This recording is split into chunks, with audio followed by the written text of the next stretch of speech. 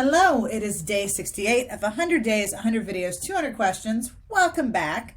I found this lipstick in the basement, and so I decided to put it on. It's Lancome Front Page Cream is what it's called, and I think it looks pretty good. Honestly, I don't hate it. Don't know where it came from, but it's sticking around. I don't have that much else to add right now. Let's get into our question. I need a good question today. Something that I can really sink my teeth into. All right. How do you maintain confidence in challenging situations? Maintaining confidence is a choice. And it's a hard choice. It is work. It is exercise. It is a challenge to maintain confidence when the world is telling you not to. And by that, you're thrust into a situation where you don't know what's going on, or you've just been told you're wrong, which is one of the hardest things for me to maintain my confidence through, is when I am outed for being wrong. Because as I've mentioned before, one of my greatest fears in life is getting something wrong, which is the thing that most commonly shuts me up, is the fear of being wrong. When that happens, you need to have a strong foundation of what you do in times of low confidence. And that's something you should set up ahead of time. Set up at a time when you're in high confidence, or even mid, when you're just completely relaxed and you don't need any confidence. So sitting at home or talking to your kids, if you have kids, and trying to walk them through how to be confident, you will discover the things that make you feel more confident. So for me, now granted, what works for me is not going to work for everyone. And that is a major concern I have with sharing my sort of, oh gosh, I'm blanking on the word, my sort of, confidence plan, because it's not set to work for everyone. There is nothing that's going to work for everyone, but it works for me. And it works for me because I still consider myself an introvert. I am well known for someone who needs time on her own and completely alone. And I process things through a lens of success versus failure versus gratitude. And those are just me things. They're not universal experiences that everyone has. If you're an extrovert, you probably won't relate to a lot of this. If you are really into the woo, you probably have great confidence boosting tips that are woo related that I don't have. I would be interested in learning them though. So yeah, mine. So if I feel low confidence, and I'm talking if my confidence has just been taken from me. And granted, usually the only person who can take your confidence from you is yourself. Still counts. My confidence has been taken from me. I'm going to exit the situation as quickly as I can. And not in a way that continues to decrease my level of confidence, not in a way that brings attention to myself, but I'm gonna remove myself. So if I'm at a conference, it means going back to my hotel room, because I always get my own room, because that is a huge thing that impacts my confidence, is whether I have my own space or not. If I don't have my own space and I don't have a place to recharge, I cannot recharge.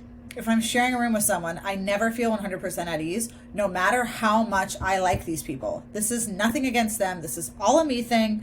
The only people I can share a room with and feel like I can recharge are people that I've lived with before. So that's a very small list. And even them, to an extent, eventually they have to leave.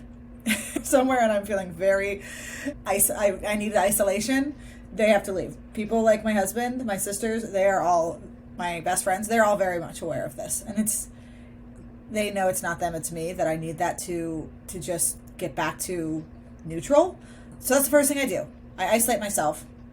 I take some time to just really not do anything. And I think not do anything looks different for different people. It could be taking a bath, it could be scrolling on your phone, it could be writing, it could be watching TV, it could be working out. That's what your baseline of feeling like you're not doing anything is. Well, and it could be taking a nap. It could be actively sitting on your bed and not doing anything. I think that you get to choose your own baseline of not doing anything. And sometimes for some people it's being productive, and for other people it's actively checking out of the world for a brief period of time. It's really up to you. So I do that so I can recharge. My own sort of masochistic head is going to go through what I could have done and how to prepare myself better for the next situation. And then I'm going to remind myself of all the successes I've had. Not all of them. I'm going to pick a number. I'm going to say, I'm going to talk about 3 successes I've had at this conference. And successes to me means I've introduced myself to this person that I was too scared to introduce myself to last time. I stood up and talked. I made a point. I showed up to a social event that I was nervous to. Those are the successes I'm talking about. It's not, I closed this client for $15,000. It's not, I had this ad that absolutely crushed. And those are successes that I have and but are separate of this. Those are not going to be ones that are going to increase my confidence in the moment. But they could be. If I'm losing my confidence because I had an ad that absolutely bombed and was like publicly shamed for bombing, yeah, that's going to suck. I keep that in mind too. But all right, I'm getting off let's move on. So what you need to do is find the process that works for you and have a process in place that you can stick with. It's an exercise. It is a routine. Routines bring people comfort. Find your routine. Use it when you need it. Use it sometimes when you don't need it just to get practice in. And that's going to help you keep your confidence. It's going to help you raise the baseline. That's all I got. All right. Let's go to day 68. In this book, yesterday we talked about kidney transplants, right? Yep. Okay. I don't like this one. I'm just going to say it. I'm going to read it out loud, but I feel like I've already answered it, which is why I don't like it. When is your life dramatically changed as the result of some seemingly random external influence? How much do you feel in control of the course of your life? You know what? No, I haven't answered this. And I do have an answer for this.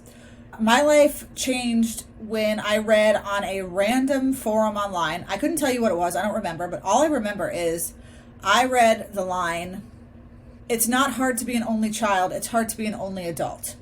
And what that was in reference to was the decision of someone to go from 1 child to 2 children because they felt that their child was going to have to handle all the decisions on their own of aging parents. And I thought about the fact that I have 2 sisters. And while I feel that I will handle the brunt of the decision making just based on my personality versus their personalities, I know that I still have them. They still have opinions to give, and it's not a choice I have to make all on my own. And that is so valuable to me. And so reading that completely changed my thought of being one and done with my now 7-year-old, and has introduced my now almost 4-year-old into the mix because I have really hard pregnancies. So the thought of doing it again was really unpleasant to me. But when I read that and I really thought about the expectations that I was putting on this one at the time, little 2-year-old, 9 months of suffering, not even 9 months, 7.5 months of suffering, felt very inconsequential compared to what she would have to likely do on her own 30, 40, 50 years from now, whatever it might be. So that was enough. Hopefully it's not 30. It's not very long. That was enough for me to be open to the second child, and we had no problem. But now I'm done. But that was the one thing that changed it. All right. On that note, this has been day 68 of 100 days, 100 videos, 200 questions. Thank you so much for watching. I appreciate every usually single view that I get. I hope that you have a great day, and I will see you tomorrow.